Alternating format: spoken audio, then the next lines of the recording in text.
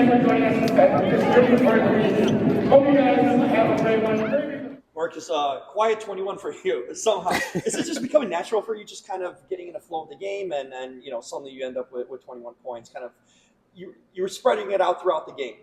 Yeah, I try not to force anything and just kind of take what the game gives me. And my teammates found me a few times, got me feeling good.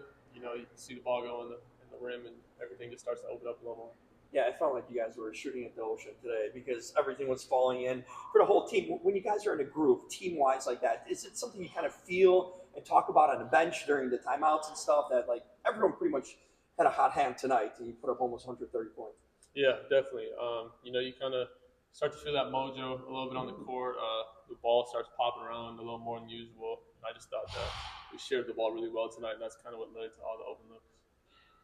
Do you feel like the game has slowed down for you ever since you really started out throughout the season?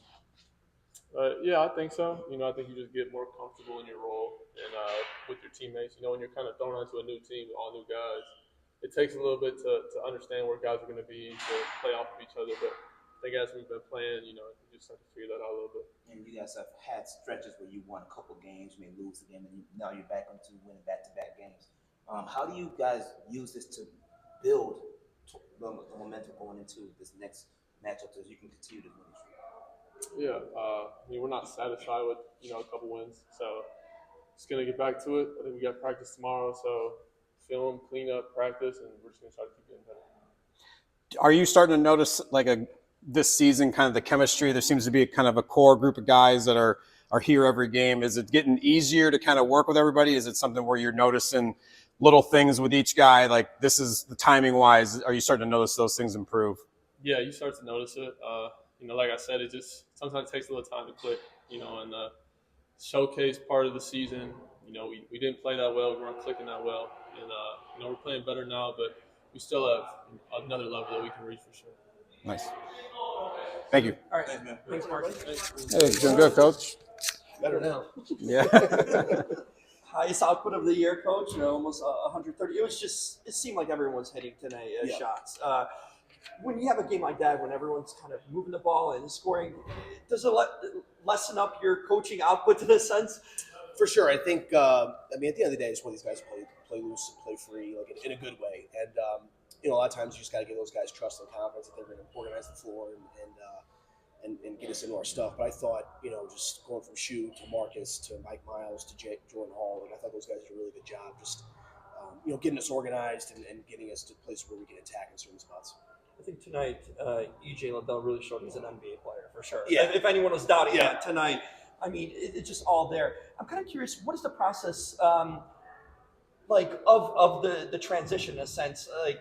When a guy is playing well. The management keep tabs on a guy like EJ when you see you might be losing him pretty soon potentially. Yeah, he's too. The one thing I give EJ credit for is that he with a lot of these young guys, someone like EJ, you gotta try to figure out what piece of your game is gonna translate at the next level. Mm-hmm. And for a lot of these guys, it's thinking I gotta get into my bag, I gotta do this and this. But a lot of times, for a guy like EJ, sometimes it's lessening your game. Let's be elite at 2 or 3 things. You know what I'm saying? Let's be a great versatile defender. Let's be able to guard 1 through 4. Let's be a consistent 3-point shooter. When your feet's set, can you consistently knock 3-point shots down? And the other thing for him, I would say, is keeping possessions alive, attacking closeouts, playing in the pocket. You saw a little bit of that tonight with him.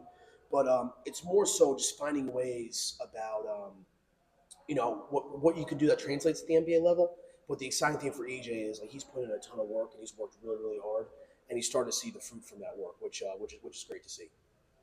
Marcus had 21 and 8. Mm-hmm. Do you feel like the game's maybe slowing down for him as he's getting more comfortable out there on the court, the more reps he's getting? For sure. I think even with Marcus and Shu being 2 rookies and 2 young guys, obviously with the injuries we had with Freeman Liberty and Archidiakono going down, we had to play. Those guys had to play the point, along with Jordan Hall. So you're kind of gonna have to live and die with some of the mistakes and some of the successes they had. But to those guys' credit, they've been able to learn and adapt quickly. And in this league, in the G League, as well as the NBA, you gotta succeed quickly, but you also have to fail quickly. Wes Unseld, one of our assistants up top, says it all the time. You got to be able to fail quickly. I think these guys have done a really good job of being put in different moments in different situations, but learning from those moments, whether it's good or bad. And I think just their overall mindset's been really good.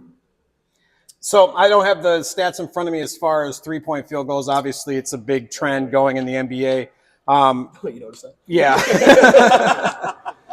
The one thing, though, and I don't know if this is something specifically that you kind of have implemented with the team, I don't usually notice fast, like poor 3-point shots. It seems like everything's coming on a rotation, and it's just like it just seems like smart 3-point shots being taken, regardless of the percentage. It's always in a seemingly open position that just makes sense. Is that something you guys are pushing? And like I know the media's been in frenzy about like the 3-point shots that are going up, and sometimes it's warranted, sometimes But for us, it's like just shoot the best shot available. Yeah. If to your point, if we get a team in rotation and we're able to draw 1 or 2 closeouts and it's wide open, like shoot the ball. And I try to give all those guys confidence as well as our staff. We just try to give those guys confidence. They put in a lot of work, and if you're open, shoot the basketball.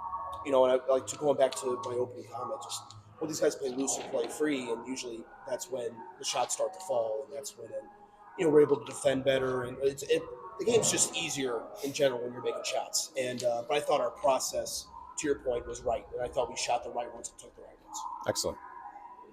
Thanks, Thanks, Coach. Awesome. Thank you, guys.